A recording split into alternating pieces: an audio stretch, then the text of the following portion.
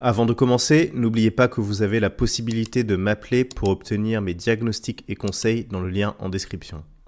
Salut à tous, avant de plonger dans les 5 erreurs fondamentales dont je vais vous parler, il est essentiel de rappeler que chaque situation est unique, surtout dans le cadre des relations hommes-femmes. Ce que j'entends par là, c'est qu'elles sont notamment influencées par un concept que je ne vais pas trop développer ici, qui est le concept de dynamique relationnelle. Il faut ressentir la dynamique de la relation pour adapter son comportement pour le rendre optimal. Pour comprendre la dynamique d'une relation et s'y adapter, en fait, il faut développer son empathie envers l'autre.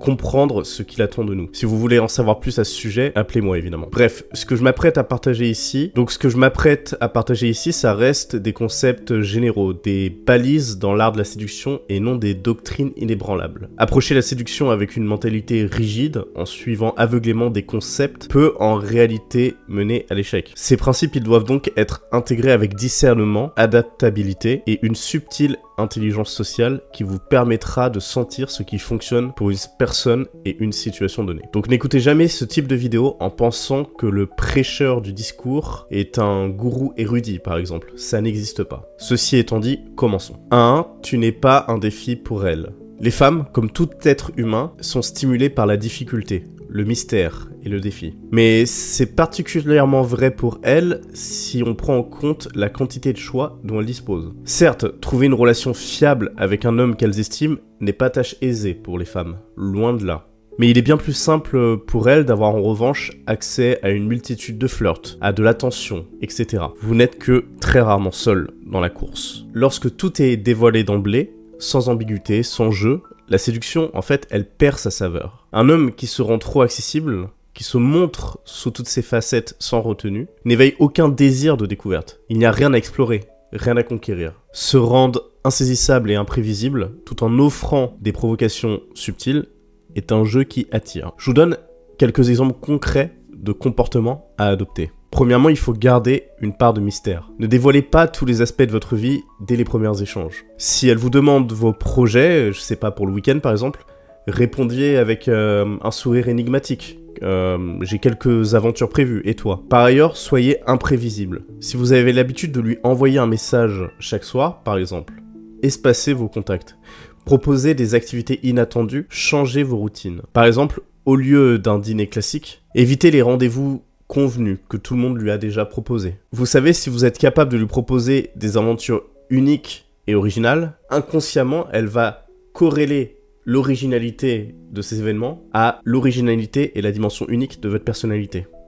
C'est un mécanisme psychologique très fort. Par ailleurs, il faut savoir manier l'humour et la provocation. Ça, j'en parle dans une autre vidéo où je vous apprends à faire rire les femmes, mais en fait, l'homme qui est masculin, qui a le choix, qui est dans l'abondance, qui est sûr de lui, il n'a pas peur de provoquer. Et le problème, c'est que beaucoup d'entre vous, lorsque une flamme vous plaît vraiment, vous avez tendance à la sacraliser et du coup d'avoir peur de montrer votre vrai visage. Alors que souvent votre vrai visage est bien plus palpitant que l'homme castré que vous incarnez face à elle. C'est un mécanisme que j'expliquerai après, mais c'est lié au mécanisme de l'amour en fait. En général, on tombe amoureux de quelqu'un qui incarne une rareté par rapport à ceux à quoi on a accès habituellement. J'y reviendrai un peu plus tard. Ensuite, très important, il ne faut pas avoir peur d'affirmer ses opinions. N'ayez pas peur de partager vos points de vue. N'ayez pas peur de ne pas lui plaire. Le meilleur moyen de lasser une fille et de ne pas lui plaire, c'est d'essayer de trop lui plaire. N'ayez pas peur de la froisser. Vous êtes censé la dominer intellectuellement. Comment voulez-vous dominer quelqu'un intellectuellement si vous avez peur d'affirmer vos positions? C'est absurde. N'hésitez pas même à en rajouter. Sur le fait que vous êtes capable d'affirmer vos points de vue, même vos points de vue désagréables. Car je sais que pour beaucoup d'entre vous, c'est très dur à faire face à une femme qui vous plaît vraiment. Or, c'est extrêmement attrayant. Et enfin, montrez votre indépendance. Occupez-vous de votre propre vie, de vos propres passions. Il n'y a rien de plus repoussant qu'un homme qui n'est pas occupé. Une femme est censée vous suivre dans la vie. Ce n'est pas vous qui allez suivre la femme dans ses projets. Et donc, si vous n'avez pas une vie palpitante, vous ne pouvez pas être réellement attrayant, car il n'y a rien à suivre chez vous. Ne laissez jamais tout tomber pour une fille. Ce qui a plu à une fille chez vous, c'est votre personnalité dans toute sa profondeur. Et ce qui fait votre personnalité, c'est également des éléments exogènes à votre personnalité. C'est-à-dire ce que vous faites dans la vie, ce qui vous plaît, ce qui vous anime. Si vous abandonnez ce qui vous anime pour une femme, vous perdez l'image qui l'a intrigué chez vous. Vous travestissez votre être juste pour lui plaire. Encore une fois, je le répète, une des meilleures façons de déplaire aux femmes, c'est d'essayer de trop leur plaire. Donc si elle vous propose de vous voir et que vous avez déjà des plans, n'hésitez pas à dire que vous n'êtes pas disponible. Et vous pouvez lui dire ne t'inquiète pas, je te proposerai autre chose plus tard. Vous êtes bref et vague.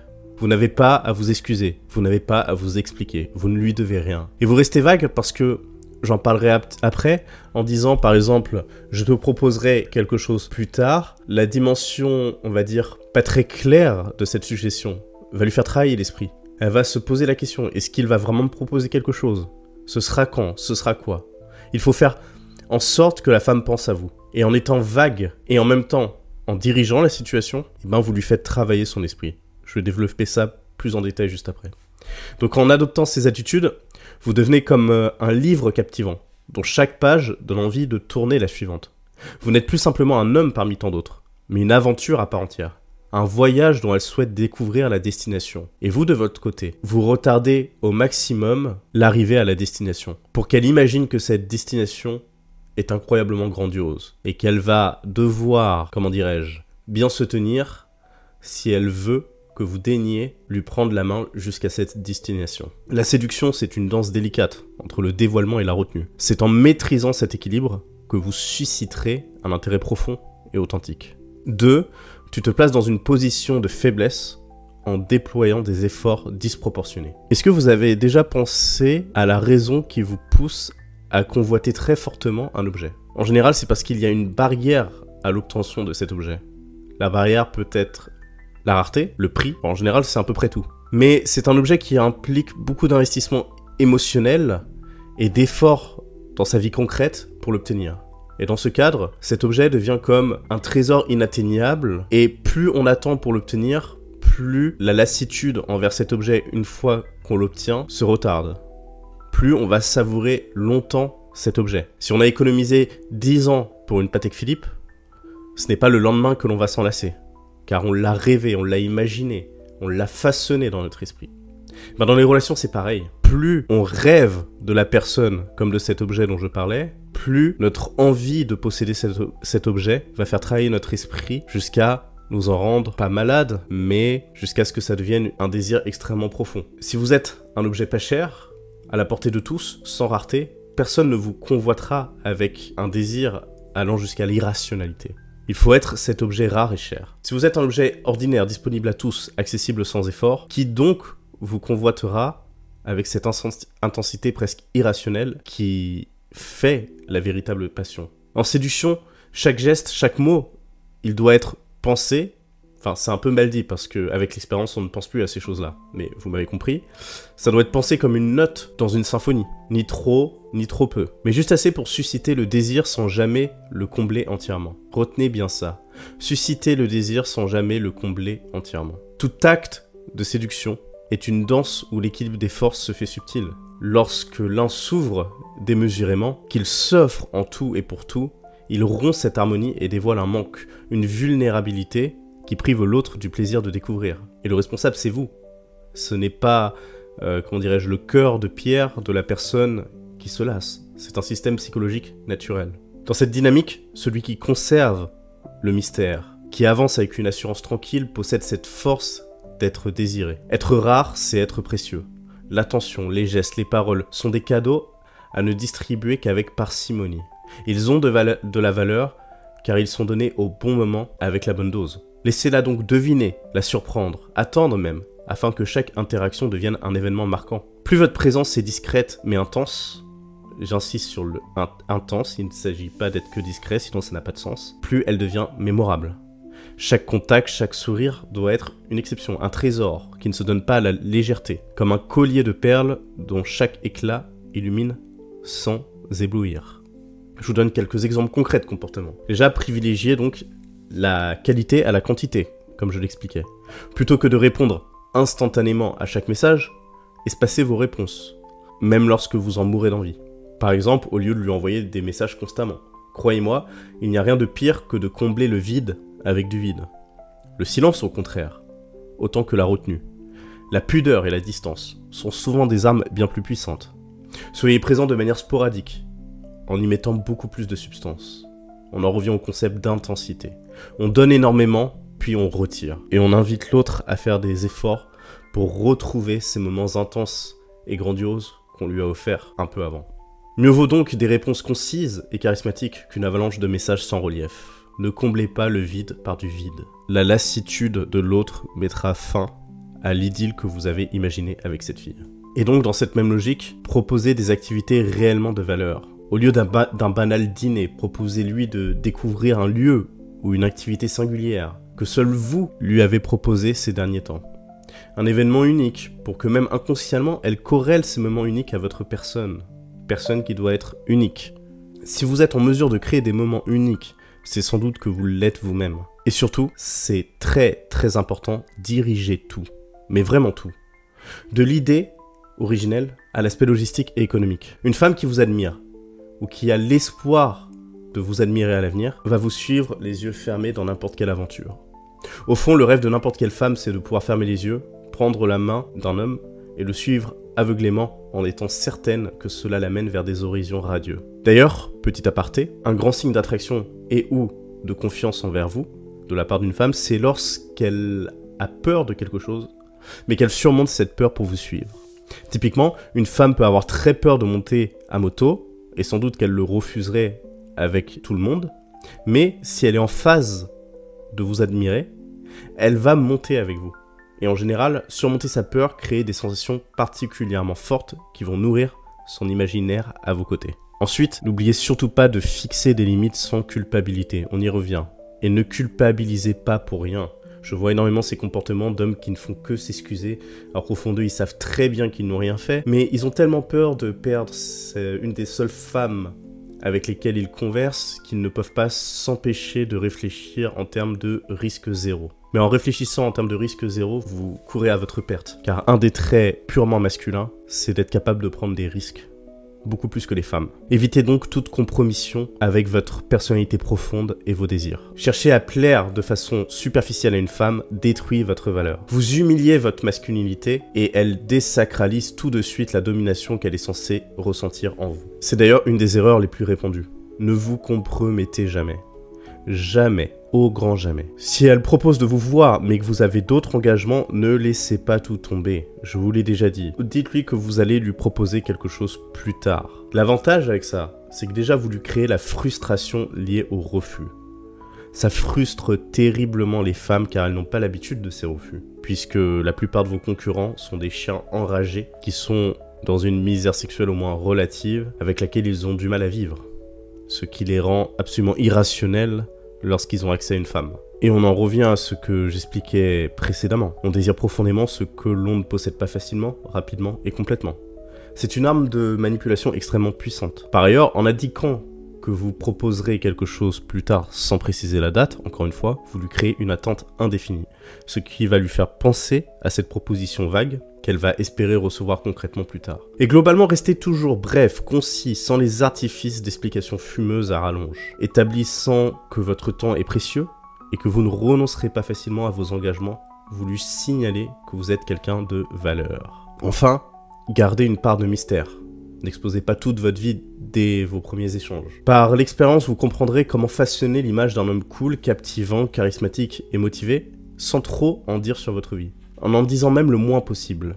C'est un autre sujet, mais c'est sans doute l'élément le plus important pour intriguer les femmes. Donc si elles vous demandent vos projets d'avenir, répondez vaguement, peut-être avec un léger sourire. J'ai des ambitions que je te raconterai peut-être un jour, mais en l'espèce, je crois que tu n'es pas prête à les entendre. Elle ressentira cette frustration douce et stimulante de vouloir en savoir plus. Donc en adoptant ce mode d'interaction, vous devenez un être rare et fascinant, tel un diamant qui brille mais ne se laisse jamais totalement appréhender. Vous ne serez plus simplement un homme à séduire, mais une énigme vivante, un défi passionnant. La séduction, ce n'est pas la transparence, c'est un jeu où chaque geste laisse une empreinte, où chaque absence crée un désir, où chaque interaction renforce votre pouvoir. 3. Tu converses plutôt que tu joues, tu manques de créativité. La séduction, ce n'est pas qu'une question d'attirance physique, c'est également un jeu émotionnel, un jeu intellectuel par lequel on entretient des montagnes russes émotionnelles. Et pour cela, il n'y a pas de secret. Il faut développer sa créativité. Si tu ne sais pas introduire des éléments inattendus, si tu ne joues pas avec le langage, avec des idées, avec des sous-entendus, la séduction devient une routine, et l'intérêt s'épuise rapidement. Et surtout, ça prouve que tu as trop peur d'elle pour oser la provoquer. Or, les femmes adorent être provoquées. C'est un des plus grands signes d'affirmation de soi, notamment pour un homme. Par rapport à tout ça, je vous invite à consulter d'autres vidéos que j'ai déjà faites, notamment comment faire rire les femmes et comment les rendre folles amoureuses. Vous trouverez ça sur ma chaîne. Et globalement, vous avez tendance de toute façon à tomber amoureux d'une fille quand elle incarne une rareté par rapport à celle auquel vous avez accès habituellement. Je m'explique. Il y a un sentiment humain qui rend complètement fou, c'est quand on s'apprête à posséder quelque chose, au moins de façon très relative, et que cette chose nous échappe. Et en général, ce qui crée notre inquiétude profonde, c'est la peur, même inconsciente, de ne pas pouvoir retrouver une femme de ce niveau facilement. Et ça nous crée une frustration complètement dingue. Dans ce cadre, la peur de perdre cette ressource rare vous paralyse, et vous n'osez plus faire preuve d'audace, de provocation, et vous n'osez plus être vous-même. Peut-être qu'avec vos amis, vous êtes drôle, vous êtes cool, vous êtes passionnant, vous captivez les autres, mais vous travestissez votre être dès que vous êtes face à une femme qui incarne une rareté. Et honnêtement, une des meilleures façons de lutter contre ça, c'est de ne pas avoir peur d'aller vers le maximum de femmes, notamment dans la vie réelle, parce que c'est dans la vie réelle qu'on trouve les femmes de qualité, pas sur Tinder, que ce soit d'un point de vue physique ou comportemental, pour limiter cette peur de la perte d'une ressource rare, puisque vous estimez en avoir d'autres autour de vous. Ou, si vous n'avez pas d'autres autour de vous, vous ne doutez pas que sur un espace assez court, par exemple de 2 ans, vous allez trouver une femme de ce niveau-là. Ce que les femmes apprécient par ailleurs chez un homme créatif, c'est son imprévisibilité. Sa capacité à éveiller des émotions variées, raconter une histoire captivante, poser des questions profondes, introduire des réflexions, même simplement alterner entre des moments sérieux et de légèreté. Ce sont autant de manières de captiver. Comme dans l'art, il n'y a rien de plus beau que le contraste chez une personne. Les personnes contrastées sont terriblement attirantes. D'autant plus qu'elles sont rares, puisqu'on est dans un monde où les gens réfléchissent de plus en plus de façon dogmatique. Savoir jouer, c'est savoir créer un micro-univers unique autour de la relation, où chaque interaction est une découverte. La séduction créative nourrit l'esprit et l'émotion en alternant subtilité et éclat. 4. Tu es prévisible et tu n'incarnes aucune valeur forte. Un homme sans valeur est un homme transparent, sans structure, comme une feuille ballottée par le vent. Dans la séduction, la prévisibilité est l'ennemi de l'attrait. Les femmes sont attirées par des hommes qui incarnent des valeurs, qui se tiennent avec fermeté sur certains principes, en étant ancrés dans des convictions. On développe une profondeur qui attire les femmes en quête d'un partenaire solide, qui ne s'effondre pas au moindre changement de comportement de la femme. Si tu n'incarnes rien, que tu n'as aucun point de vue tranché, aucun domaine où tu excelles, aucun objectif de vie affirmé, tu passes pour quelqu'un de facile, de prévisible, de fade. La séduction passe par la capacité à provoquer l'intérêt, non seulement par des mots, mais par des valeurs incarnées, par des passions, par des aspirations. Le problème, c'est qu'il faut savoir théâtraliser cette valeur, la mettre en scène subtilement. Ce que j'entends par subtilement, c'est qu'il ne faut pas qu'elle se rende compte que cette mise en scène est une mise en scène. C'est tout un art que vous devez développer soit avec quelqu'un qui vous accompagne comme moi, soit par l'expérience. En accumulant les flirts avec une multitude de femmes, afin de développer des modèles de mise en scène qui fonctionnent au mieux, vous allez de plus en plus exceller dans l'art de théâtraliser sa propre valeur. Et attention, ce n'est pas du mensonge, de la mythomanie, hein, c'est la valeur que vous estimez incarner, vous devez la mettre en scène pour qu'elle soit visible. Il y a beaucoup d'hommes de grande valeur qui ne savent pas montrer leur propre valeur, et c'est tout de même fort dommage. Et d'ailleurs, on en revient toujours un peu au même concept de créativité. Et c'est l'un des éléments les plus importants quand je solutionne les situations de mes clients. On reprend en main leur dynamique de flirt en développant, finalement, notamment, leur créativité. Car la plupart des hommes n'ont pas de créativité. Et ils ne savent pas entretenir cette étincelle de la séduction grâce à de l'imagination, notamment liée à l'intelligence sociale. Bref, c'est en incarnant une dimension de profondeur que l'on devient captivant. 5. Tu ne sais pas manipuler subtilement les émotions. Manipuler les émotions, ce n'est pas une invitation à la tromperie, mais à une compréhension fine des dynamiques humaines. La séduction est aussi une forme d'art subtil, de jeu avec les émotions et les attentes de l'autre. Manipuler, dans ce sens, c'est savoir amener la personne à ressentir une palette d'émotions, des moments de doute, de manque, d'envie, tout en maintenant un équilibre dans l'interaction. C'est l'amener à ce sentiment que vous ressentez vous-même, n'est-ce pas? celui de la peur de perdre cette ressource rare que l'on commence progressivement à potentiellement posséder. Ne pas manipuler les émotions, c'est se rendre passif dans la dynamique relationnelle. C'est manquer de caractère. En sachant doser les silences, les retours inattendus, les moments de proximité et d'éloignement, on maintient cette tension constante, une impression que tout peut basculer, que rien n'est totalement acquis. Je vous invite à voir ma vidéo dédiée à ce sujet pour en savoir plus, ou à m'appeler grâce au lien en description pour approfondir le sujet de la manipulation émotionnelle adaptée à votre personnalité et à votre situation. Bon, évidemment, il faut faire attention à tout ça. Il ne faut jamais que la manipulation aille trop loin en ce sens qu'elle risque de créer des relations toxiques. Et ce n'est pas ce qu'on souhaite. Donc tout ça, comme je vous ai dit au début, est à appréhender avec subtilité et discernement. Et perspicacité, n'est-ce pas? Bref, merci de m'avoir écouté. J'espère que cette vidéo vous aura plu. Si c'est le cas, n'hésitez pas à liker, commenter, partager. Évidemment, c'est le meilleur moyen de me soutenir. Et je vous dis à la prochaine. C'était les Chroniques du Lion.